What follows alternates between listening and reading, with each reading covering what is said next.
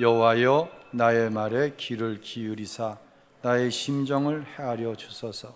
나의 왕 나의 하나님이여 내가 부르짖는 소리를 들으소서. 내가 주께 기도하나이다. 11절 읽겠습니다. 그러나 주께 피하는 모든 사람은 다 기뻐하며 주의 보호로 말미암아 영원히 기뻐 외치고 주의 이름을 사랑하는 자들은 주를 즐거워하리이다. 여호와여 주는 의인에게 복을 주시고 방패와 같은 은혜로 호위하시리이다. 아멘. 이번 한 주간 제 마음속에 귀찮을 정도로 자꾸만 되뇌어지는 한 가지 단어가 있는데 바로 비법이라고 하는 단어입니다. 여러분, 인생에 비법이 있나요? 어떻게 생각하세요? 지난 월요일날 이발을 하러 갔어요. 목사님 무슨 깎을 머리가 있다고 이발을 하러 가세요? 이렇게 얘기하면 제가 굉장히 섭섭하겠죠. 또 가면은 번호를 알아뒀다가 꼭 이렇게 그분이 이렇게 머리를 깎아주시는데 왜 선생님을 쌤이라고 그러는지 모르겠어. 어쨌든 그 쌤이 제 머리를 이렇게 카트해주면 다른 보조하는 직원분이 머리를 이렇게 감아주세요. 그러면 그 두피 샴푸 쓰세요. 그러면 그분이 두피 샴푸를 써서 이렇게 머리를 감아줘요. 다시 의자에 와서 앉으면 다듬어줘요. 그러면 또 보조하시는 분이 옆에서 이 스펀지 같은 거로 머리카락이 묻어있나 다 이렇게 털어주죠. 근데 가만히 보니까 그 쌤은 한 30대 한 초반 정도 나이가, 그 보조하시는 분은 내가 보기엔 나이는 비슷해 보여. 오히려 나이가 좀 더 많아 보이는 것 같아. 그런데 이 쌤이 시키는 대로 하는 거예요. 여러분, 인생에 비법 없어요. 보조하는 일로 시작해서 쌤이 되는 거예요. 시간이 필요해요. 기다림도 필요한 거예요. 우리 오늘 청소년들, 청년들 함께 예배드리는 거 너무 귀하고 감사한데요. 학생회 때, 청년회 때 인생을 잘 살기 위한 비법 배우려고 하지 마세요. 목사님이 분명히 얘기하는데 인생의 비법은 없어요. 여러분이 여러분의 자녀들에게 비법을 알려주고 싶다고 한다면 열심히 사는 모습을 보여주세요. 인생의 비법은 없다. 열심히 사는 거다. 그러면 뒤집어서 얘기해 볼게요. 달리 질문을 해보죠. 신앙생활의 비법이 있나요? 혹시 여러분 가운데 비법으로서의 신앙생활이 있으면 저 좀 알려주세요. 누군가는 그래요. 기도하면 하나님이 다 응답하신다고. 제가 가끔 하는 얘기예요. 그 사람 들여다보면 하나님 앞에 응답받은 것도 있지만 응답받지 못한 것 많이 있어요. 기도가 비법인가요? 신앙생활에? 예배가 신앙생활의 비법인가요? 헌신하면 하나님이 복을 주시나요? 비법인가요? 어떻게 생각하세요? 근데 목사님은 왜 그러면서 문제만 있으면 기도하겠습니다. 기도하세요 그러세요. 비법도 아닌데. 다시 말씀드립니다. 기도라고 하는 것은요, 우리의 신앙적인 행위는요, 주님과 동행하는 과정에 주님을 향한 나의 마음의 표현이 기도고 예배고 헌신이에요. 한 네 사람이 친구가 오래간만에 만났어요. 점심시간이 됐는데 배는 안 고파. 그래도 때가 됐고 이렇게 섭섭하기 어려우니까, 섭섭하게 헤어지기가 섭섭하니까 음식점에 들어갔는데 배가 안 고프니 보통 그러잖아요. 중짜는 2, 3인분, 대짜는 몇 인분? 4인분 이렇잖아요. 붐비는 식당에 들어가서 4명이 중짜 시키면 미안해요, 아주 미안해요, 아주 미안하잖아요. 이거 머뭇거리는 거예요. 이거 어떡하지? 대짜 시키긴 많고. 그러니까 직원이 오는 거예요. 그러면서 뭘 의논하는지 대충 들은 거예요. 직원이 이렇게 권합니다. 선생님, 4분이시지만 시장하시지 않으면 중짜리를 시키시죠. 그리고 부족하시면 사리를 넣어서 먹으면 아주 맛이 있습니다. 여러분, 이 말이 손님을 다음에 또 오게 하기 위한 전략인가요? 아니면 그 직원의 손님들을 향한 마음인가요? 전략이면 안 가요. 전략이면 음식 맛보고 음식 맛없으면 안 갑니다. 제가 지난번 휴가 때 휴가지에서 우리 가족들이 저녁 식사를 하러 갔어요. 그랬더니 메뉴판을 쓱 내미는데 아무것도 안 써 있고 2인분에 6만 원, 2인분에 9만 원, 3인분에 12만 원 이렇게 써 있어. 바닷가니까 이제 회를 팔고 그러는데요. 그래서 도대체 뭐냐 이게, 뭐가 나오는 거냐 했더니 그냥 3인이 오셨으니까 3인분 시키면 되는데 12만 원짜리 먹으라는 거예요. 제가 일어나서 나와버렸어요. 제가 이래봐도 이렇게 좀 승질 있는 사람이에요. 다시 오라고 그러는 게 아니에요. 사랑하는 성도 여러분, 누가 이 직원의 마음을, 누가 이 가게의 마음을 가장 잘 알까요? 중짜리 드시고 부족하시면 살이 드세요. 이건 손님과 이 가게가 동행하겠다고 하는 마음인 거예요. 함께 가겠다고 하는. 이 마음을 누가 제일 잘 알아요? 손님이 제일 잘 아는 거예요.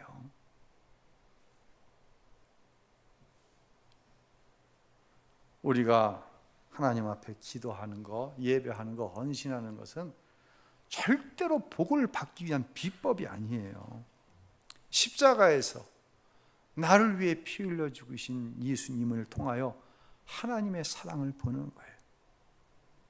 그 하나님의 사랑을 경험한 성도가 자기의 마음을 내어 보이는 시간이 기도 시간이고, 자기의 마음을 내어 드리는 시간이 예배 시간이고, 자기의 마음을 희생해서, 자신의 삶을 희생해서 그 하나님의 나를 향한 마음에 보답해 드리는 마음이 헌신이라고 하는 거예요.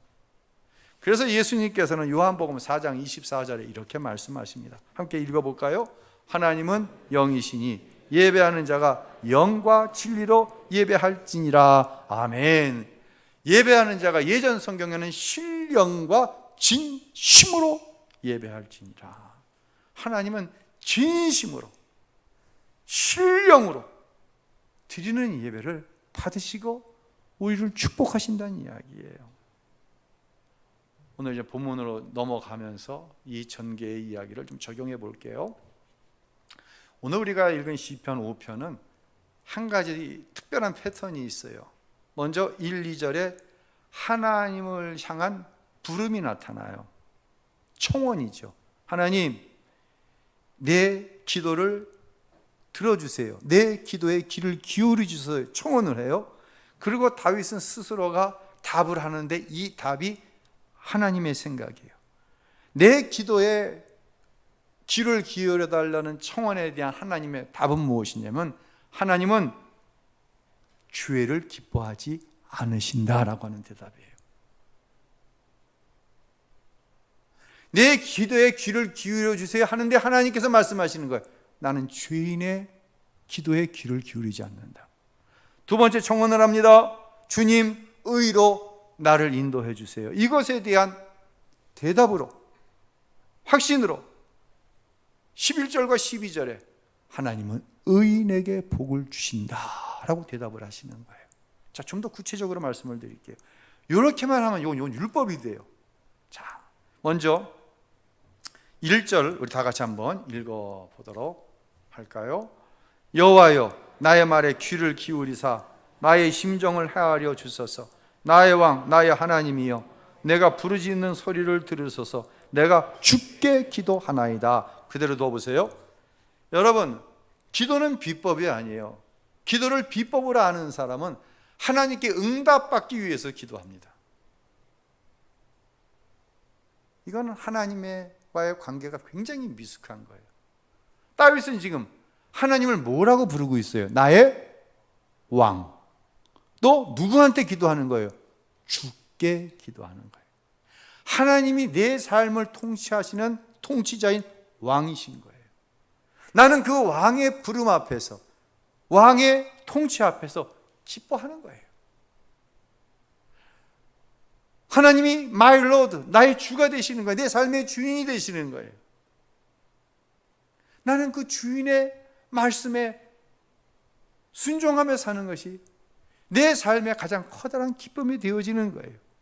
그래서 하나님 나의 기도에 응답해 주세요, 이 비법이 아니라 나의 왕 되신 하나님, 나의 주 되신 하나님 앞에 우리는 기도하는 거예요.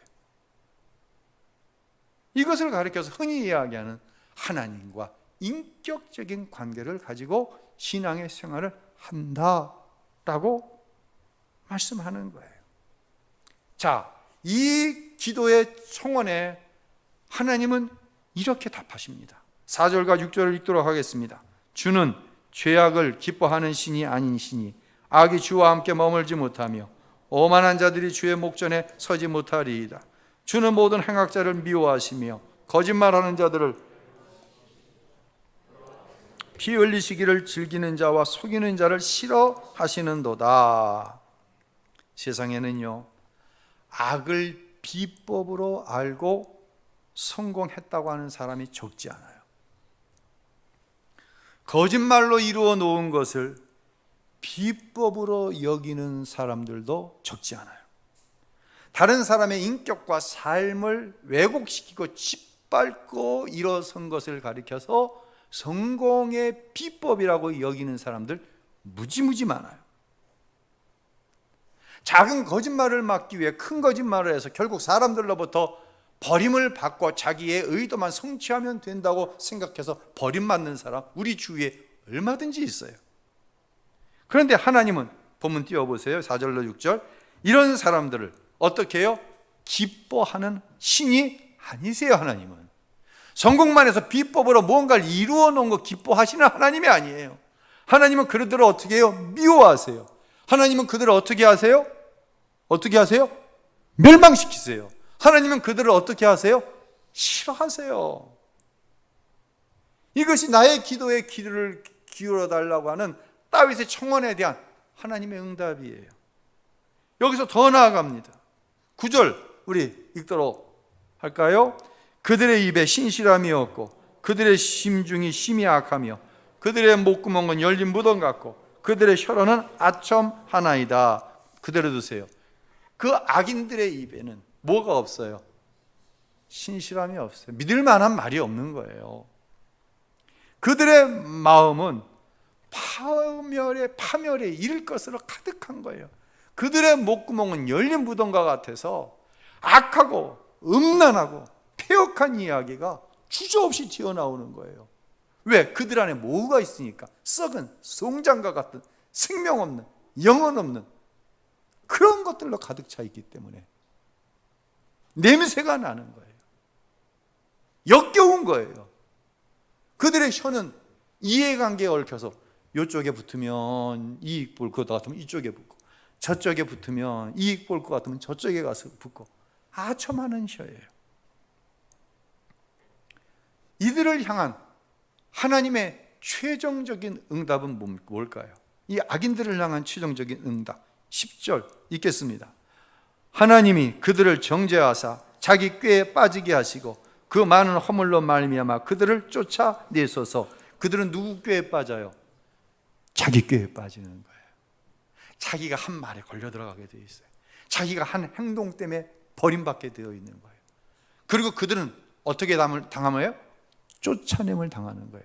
이 쫓아낸다는 단어에 우리가 주목을 해야 되는데요, 이 7절에 보면 하나님의 자신을 향한 풍성한 사랑을 이야기를 하면서 하나님의 풍성한 사랑을 받은 사람의 특징을 뭐냐? 성전에 나아가 예배하는 것을 기뻐하는 사람이다, 이렇게 얘기해요. 그러니까 여러분이 오늘 하나님의 교회에 나와 예배하는 것은 여러분이 하나님을 사랑하는 마음이 있는 거예요. 그러니까 하나님을 그 마음으로 하나님 앞에 나온 거예요. 반대로 10절에 악인을 향한 최종적인 하나님의 응답은 그들을 쫓아내는 거예요. 그러면 하나님을 사랑하는 자, 하나님께서 사랑하시는 사람이 예배당에 나와 예배하는 것을 기뻐한다고 한다면 반대로 악인의 결말이 그들이 어디에서 쫓겨남을 당하는 거예요? 어디에서? 성전에서 쫓겨남을 당한다는 거예요. 누누이 말씀드립니다. 우리가 하나님의 은혜와 사랑을 이야기할 때 항상 함께 가야 되는 것이 있다고 말씀드렸어요. 뭐가 함께 가야 돼요? 공의가 함께 가야 되는 거예요. 우리는 십자가에서 하나님의 놀라운 은혜와 사랑을 보죠. 생명을 다하신 그 사랑, 그 은혜. 근데 이 사랑과 은혜는 무엇 때문에 출발이 된 거예요? 하나님의 공의 때문에 출발이 된 거예요. 왜? 죄의 삭은 사망이에요. 저와 여러분은 죄로 인해서 다 죽을 수밖에 없어요. 우리를 그 은혜와 사랑으로 구속해 내시기 위해서는 누군가가 이 죄를 대신하는 게 뭐예요? 공의예요. 그런데 우리 가운데는 그 누구도 죄 없는 사람이 없어. 인생 가운데. 그러니 죄 없으신 하나님께서 죄 많은 인간의 육신을 입고 우리 가운데 오셨어요. 그러나 여전히 이분에게 뭐가 없어요? 죄가 없어요. 죄 없으신 예수님께서 내 죄를 대신하여 죽으신 이 공의가 십자가의 은혜와 사랑으로 나타나는 거예요. 사랑하는 성도 여러분, 다시 말씀드립니다. 공의가 없는 은혜와 사랑은 없습니다. 제가 이번 휴가 때 가족들과 찜질방이라고 하는 곳을 갔어요. 해수 찜질방. 그 찜질방 가서 찜질복으로 환복을 하고는 지옥에 들어갔다 나왔어요. 지옥불에. 어딘지 아시죠? 장작 불가마. 와, 진짜 무지 뜨겁더라고. 가족들이 들어갔더니 이미 한 10여 분의 제 또래보다 저 나이보다 한 10년 고상간으로 한 10분 여자분들이 찜질을 하고 있는 거예요. 근데 이분들의 특징은 뭐냐면 다 언니래 서로. 야, 그 엄마가 딸만 한 10명 낳나 봐. 언니. 그 중에 한 언니가 얘기하는 거예요. 아, 자기 아들이 군대를 갔다는 거예요. 두 패로 갈라졌어요, 이 언니들이.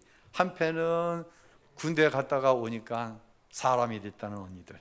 또 한 패는 군대 갔다 왔더니 그 효과가 딱 사흘 가더래.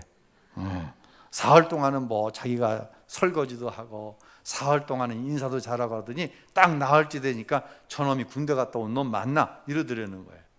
그러니까 한 나이 많은 언니의 이야기가 이어집니다.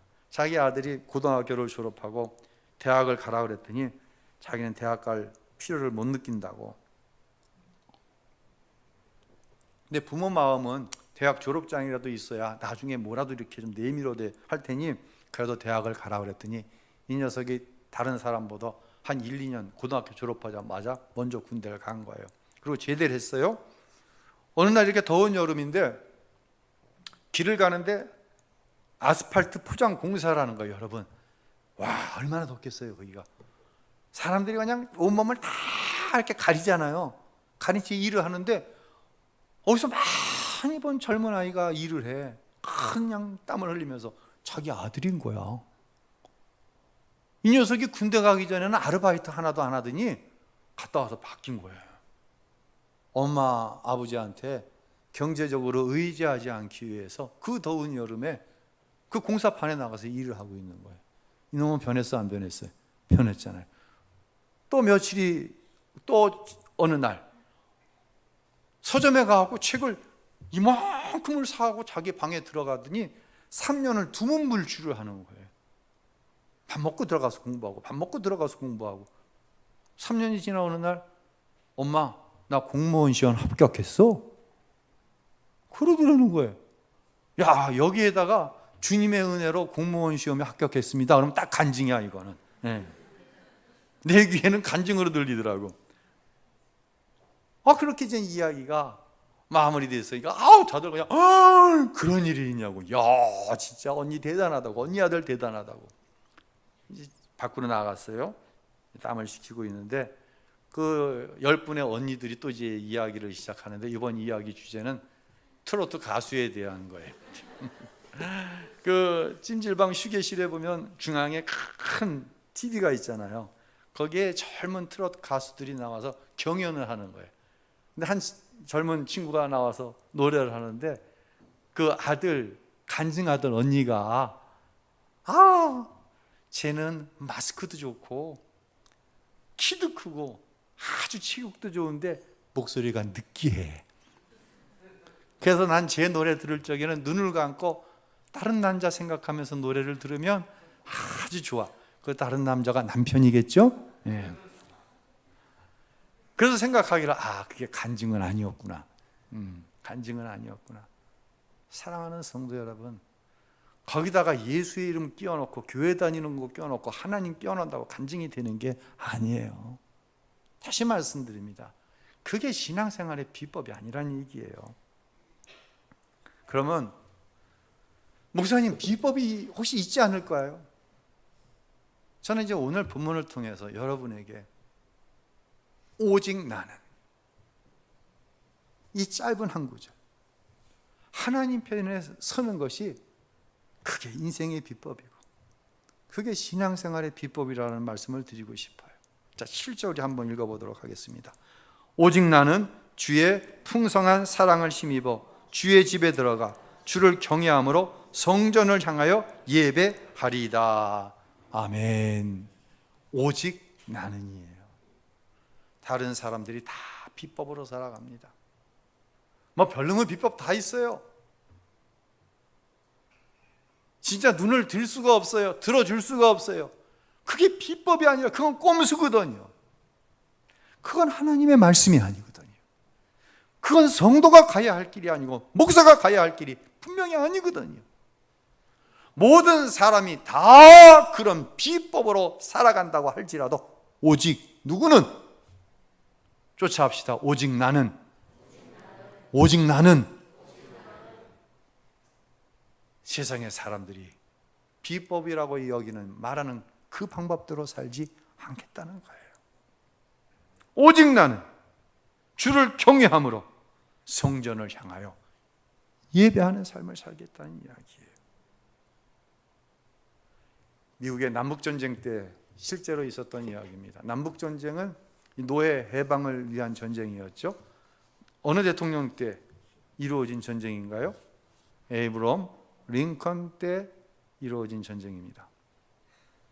링컨은 여러분이 잘 아시는 대로 독실한 크리스찬이에요. 정말 기도하는 마음으로 기도하면서 하나님께서 만드신 인생들이 다 공평한데, 다 존귀한데 어떻게 사람을 짐승처럼 부리는 노예 제도가 이건 폐지해야 된다. 이 마음으로 하나님 앞에 기도하면서 전쟁을 시작한 거예요. 그런데 어찌된 일인지 전쟁이 시작된 1년 동안 북군은 노예 해방을 주장하고 남군은 노예를 해방하면 안 된다는 그런 쪽이잖아요. 이 북군이 남군에게 계속해서 전투에서 지는 거예요. 얼마 동안? 1년 동안. 링컨이 83kg에서 몸무게가 57kg로 줄어요. 몇 킬로가 줄은 거예요? 다시 정신 차리는 퀴즈입니다. 83kg에서 57kg로 줄었어요. 몇 킬로 줄었어요? 26kg가 줄은 거예요. 그만큼 마음의 고통이 큰 거예요. 여기서 한 가지 질문할게요. 기도가 비법이라고 한다면 기도하고 시작한 전쟁이니 어디가 이겨야 돼요? 북군이 이겨야 되는 거예요. 한두 번 진 게 아니에요. 1년 내내 지는 거예요. 여러분, 다시 말씀드립니다. 기도는 비법이 아니에요. 기도는 자기의 기도를 하나님께서 응답하실 수밖에 없게 만드는 비법이 아니라는 거예요. 기도는 뭐라고 그랬어요? 나를 향한 하나님의 생각을 하는 거예요. 때로는 하나님께서 나를 연단시켜 내 영혼을 정금같이 하게 하기 위해서 내가 바라지 않는 방향으로 내 삶, 그 전쟁을 이끌어 가실 때가 있다고 하는 거예요. 링컨은 신실한 사람이에요. 끝까지 기도하는 거예요. 그러던 어느 날 드디어 승전보가 전해져 옵니다. 전령을 통해 링컨의 참모들에게 이 승전보가 전해져 왔어요. 자, 참모들이 대통령에게 이렇게 얘기합니다. 카카, 이제 아무 염려하지 마십시오. 하나님은 항상 우리 북군 편입니다. 이 말을 들은 링컨 대통령이 정색을 하면서 참모들에게 한 유명한 말이 있습니다. 우리 같이 한번 읽어볼까요? 시작. 제가 진짜 마음에 걱정하는 것은 내가 정말 하나님 편에 서 있는가입니다. 여러분, 우리는 기도할 때 하나님 내 편이시죠. 하나님 내 편이시죠. 하나님 내 편이셔야 됩니다. 온갖 권모와 술수를 다 쓰면서 하나님 내 편이어야 된다고요? 아니에요. 하나님은 비법이 아니에요. 인생에 있어서 신앙생활에서 비법이 있다고 한다면 링컨이 이야기한 것처럼 삶의 순간순간 하나님이 내 편인가를 점검하는 것이 아니라 내가 지금 언제? now 지금 현재 이 일 가운데, 내가 손대하는 이 일 가운데, 내가 계획하고 하는 이 일 가운데, 내가 말하고 하는 이 말 속에 과연 내가 하나님 편인가? 내가 하나님 편인가? 이것을 살피는 거예요. 내가 현재 하나님 편에 서 있는 것, 이것이 인생의 비법이고 이것이 신앙생활의 비법인 거예요. 할렐루야. 이제 다윗은, 이 기도는 아침에 올려드린 다윗의 기도예요. 이 기도의 가운데 결론 부분으로 나아갑니다. 11절과 12절을 읽도록 하겠습니다. 여호와여, 주는 의인에게 복을 주시고 방패로 한같이 은혜로 그를 호위하시리이다. 아멘. 그대로 더 보세요. 하나님은 누구에게 복을 주세요? 의인에게 복을 주십니다. 사랑하는 성도 여러분, 성도답게 살아가십시오. 아멘. 하나님의 사람답게 말씀으로 살아가십시오. 아멘. 그런데 우리가 여기서 주의해야 될 게 있어요. 그러면 내가 의롭게 사는 것이 비법인가? 내가 의롭게 살아서 구원받고 내가 의롭게 살아서 하나님께 옳다함 받나? 그건 아니라는 것을 우리가 잘 알고 있어요. 만약 그렇다고 한다면 그것은 철저한 율법주의예요. 제가 그런 생각을 해본 적이 있어요. 내가 어떠한 상황 속에서 죽음을 맞이해야 가장 하나님 앞에 자신 있게 설 수 있을까? 분명히 나는 예수를 믿기 때문에 천국은 가지만 정말 어떤 순간에 죽어야 죄 안 짓고 하나님 앞에 가장 자신 있게 죽음으로 설 수 있는 순간이 있다면 어떤 순간일까? 여러분은 어떤 순간일 것 같아요? 어떤 순간 죽으면 하나님 앞에 그래도 제일 자신 있을 것 같아요? 저는 그렇게 생각했어요. 나는 설교하다 죽었으면 좋겠다. 목사님, 재수 없는 소리 하지 마십시오. 그럼 시험에 듭니다. 주위의 사람들이 어느 교회 목사 설교하다 죽었대. 그러면 이거 하나님 영광 가립니다. 그럴 수도 있어요. 근데 저는 진심으로 설교하다 죽었으면 좋겠어요. 왜요? 예배 가운데 우리 장로님들이 대표로 참회의 기도 하잖아요. 그 참회의 기도 가운데는 내가 죄로 인식하지 못했지만 죄인 줄로 깨달아져서 내가 예수의 이름으로 온몸을 목욕하는 깨끗함 받는 의롭다함을 받았지만 여전히 나는 날마다 짓는 죄가 있어요. 예배 올라가기 전에 말로 생각으로 지은 죄도 있어요. 그 죄가 참회의 기도를 통해서 공동체적으로 내 개인적으로 깨끗함을 입은 상태에서 하나님의 말씀을 증거하는 그 순간이 그래도 죄로부터 가장 자유로운 순간일 것 같아요. 그만큼 죄는 치열하고 집요하다는 이야기를 드리는 거예요. 사랑하는 성도 여러분, 저는 부족하지만 우리 모두가 분명하게 믿는 것이 있어요. 십자가의 은혜로 나는 죽고 내 안에 누가 사셨어요? 예수가 산 줄로 믿으시길 바랍니다. 이런 성도는 세상 가운데 피 흘리는 싸움을 싸울 수밖에 없어요. 오직 나는, 이건 피 흘림이에요. 남들이 다 비웃습니다. 남들이 바보 같다고 합니다. 그렇게 목회해서 교회 부흥 못 시킨다고 이야기합니다. 그렇게 장사하면 이윤 못 남긴다고 이야기합니다. 그렇게 고지식하니 승진 못한다고 이야기합니다. 적당히 좀 해라. 오직 나는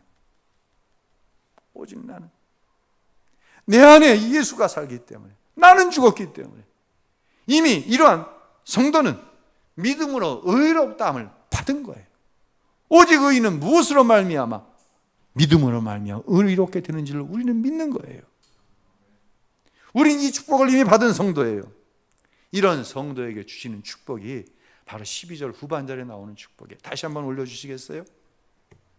자, 하나님은 의인에게 복을 주시고 뭐로 함같이? 방패로 함같이. 무엇으로? 은혜로. 의인은요 이런 거예요. 내가 예수 그리스도의 십자가의 보혈의 은혜로 의롭다 칭함을 받았어요. 그럼 끝이에요? 아니에요. 오직 나는을 책임지기 위해서 피 흘리는 삶을 살아야 돼요. 이것이 바로 하나님께서 보시는 의인이에요. 이런 의인에게 복을 주시되 방패랑 같이 은혜를 베풀어 주세요. 여기서 말하는 방패는 요만한 방패가 아니에요. 칼싸움할 때 요만한 방패가 아니에요. 내 몸 전체를 보호하는 방패예요. 다른 말로 내 삶 전체를 누가 보호하신다는 거예요? 하나님이 보호하신다는 거예요. 할렐루야.